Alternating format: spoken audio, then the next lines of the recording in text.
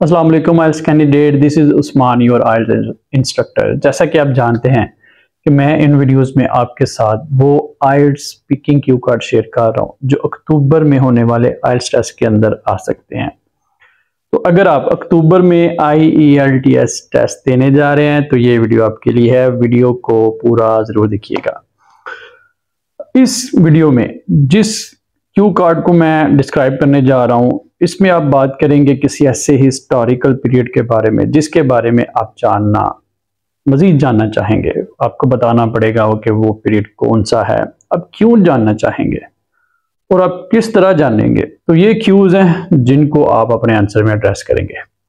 तो इसके आंसर से पहले मैं आपसे एक बात करना चाहूँगा, अगर आप घर बैठ कर आइल्स की तैयारी करना चाहते हैं तो मुझसे रब्ता करें, क्योंकि मैं अपनी ऑनलाइन क्लासेस में आइल्स कोचिंग दे रहा हूँ।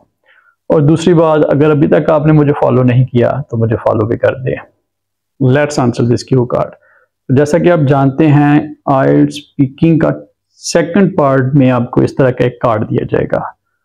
इस कार्ड की में टॉपिक होगा और टॉपिक के लिए आपको 1 मिनट दिया जाएगा तैयारी के लिए, और 1 से 2 मिनट आपने इसमें बोलना है।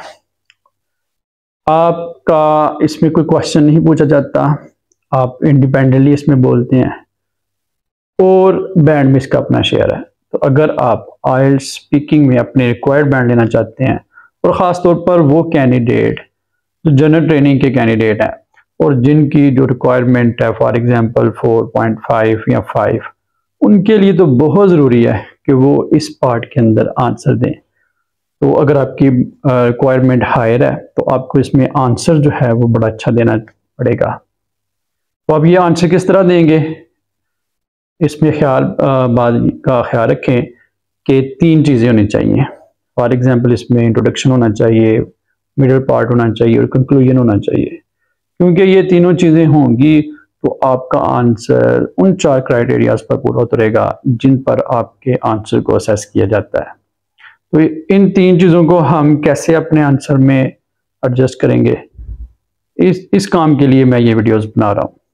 तो हम इसको इंट्रोड्यूस इस तरह करवा सकते हैं। फॉर एग्जांपल आप इस तरह कह सकते हैं, I would like to know more about the time when the dinosaurs were living over this planet. कि मैं उस टाइम के बारे में जानना चाहूँगा कि जब इस दुनिया पर, इस प्लेनेट पर, इस ज़मीन पर डायनासोर्स रहते थे। तो ये आपने इंट्रोड्यूस भी करवा दिया इसे, और जो पहला जो क्यू है उसको आपने एड्रेस भी कर दिया। अब आप बताएंगे कि क्यों आप इसके बारे में जानना चाहेंगे।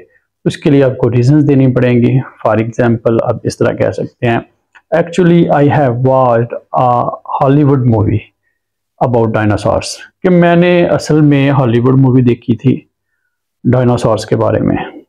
That movie has created a curiosity in me to know more about them. कि उस मूवी ने मेरे अंदर एक क्यूरियोसिटी, एक तजस्सुस पैदा कर दिया कि मैं उनके बारे में मज़ीद जानूँ। I was amazed to see the enormous size of their body. कि मैं बड़ा हैरान हुआ उनकी इतनी बड़ी बॉडी को देखकर।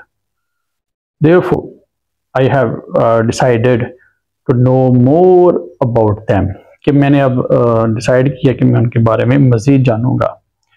आई think for this purpose research paper of those historians who have worked over them will be quite helpful for me. कि इस काम के लिए जो थर्ड क्यू है कि आप कैसे करेंगे, ठीक है। तो आप इस तरह कह सकते हैं कि इस मकसद के लिए वो रिसर्च पेपर उन तारीखदानों के जिन्होंने उन पर काम किया है मेरे लिए काफ़ी हेल्पफुल होंगे। Moreover movies can also do a favour to me. कि जो मूवीज़ हैं वो भी मेरे लिए फ़ायदेमंद हो सकती हैं। In the and I can say that it is the dinosaurs period over this planet which fascinates me a lot. तो आखिर में मैं ये कह सकता हूँ कि ये जो डायनासोर्स का पीरियड है इस प्लेनेट पर, जो मुझे बड़ा फैसिनेट करता है। तो इस तरह आपने इसको कंक्लूड भी कर दिया। तो अगर आपने इस वीडियो से कुछ सीखा है तो मेरे YouTube चैनल को भी सब्सक्राइब करें। वहाँ पे आपको आइल्स रीडिंग, लिसनिंग, स्पीकिंग, राइटिंग के हवाले से बहुत सा हेल्पिंग मटेरियल मिल जाएगा। Stay connected for learning more. Thank you.